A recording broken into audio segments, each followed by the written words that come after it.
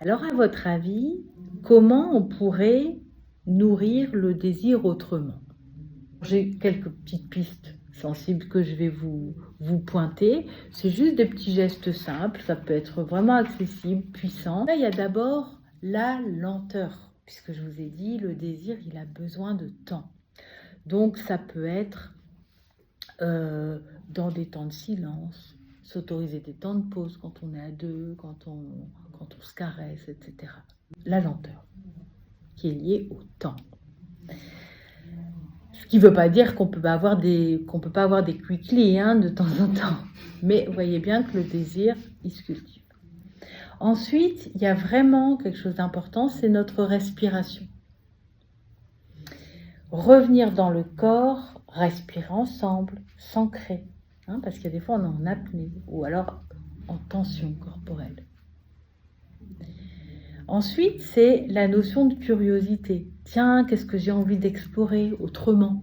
Alors, ça ne veut pas dire qu'il faut faire 10 000 pauses, mais c'est vraiment aussi, ne serait-ce que dans les sensations, comme si j'avais l'âme d'un ou d'une débutante qui va juste découvrir, pour enlever un petit peu tous les filtres qu'on s'est mis.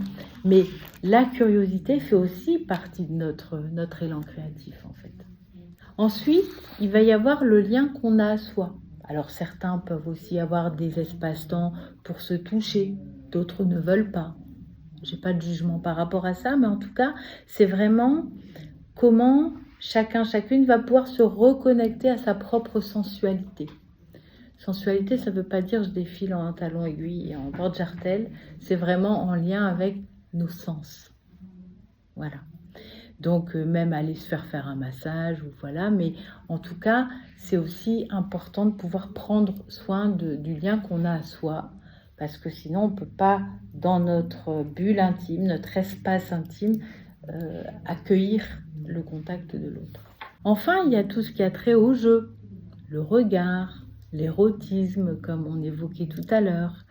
Et puis, l'idée, c'est aussi de pouvoir ensemble redonner du goût, un petit peu cultiver un autre langage, créer un petit peu de mystère, du frisson. Parce qu'il n'y a rien de pire que de dire, alors, je sais, donc là, il va faire ça. Donc ça, c'est de l'interprétation en plus. Ou là, on va démarrer comme ça, de toute façon, ça va se passer comme ça. Donc, un des tue l'amour, d'ailleurs, c'est l'ennui et la lassitude. D'accord? Et ça, je l'entends aussi. Et on peut tous et toutes passer dans des phases comme ça, sincèrement. Il ne s'agit pas d'avoir 10 000 idées à la seconde. Ok? Donc vraiment, je veux dédramatiser, c'est vraiment humain.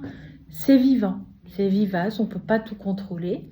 Mais c'est chouette de pouvoir avoir des points de repère comme ça, pour en faire quelque chose. Et surtout, pour revenir à ce que je disais tout à l'heure, c'est la parole.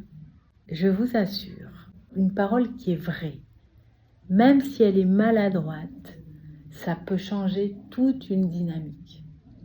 Il ne s'agit pas de donner un ordre en disant non, pas comme ça, non, fais ci, non, ça casse. Mais souvent, j'invite à pouvoir parler de tout ça, de votre propre sexualité, mais en dehors du lit ou ailleurs, mais en dehors des ébats érotisés, parce que sinon c'est un petit peu, ça peut bloquer, ça peut juger, encore que de manière tout à fait souple, on peut bouger une main différemment ou dire attends doucement, ou voilà, mais on commence pas à dire bon alors premièrement tu m'as massé. Et en même temps, vous voyez bien que dans le langage même maladroit ou dans le fait de parler cœur à cœur, c'est aussi de parler de ça en disant tu vois, tu m'as proposé ça et en même temps à l'avenir j'aimerais qu'on essaie ça. Ou et toi, comment tu veux que je m'y prenne, ou à quoi tu verrais que, etc., etc.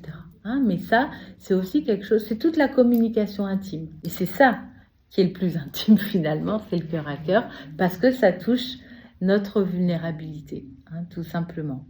Et c'est beau aussi. C'est pas confort, mais c'est beau.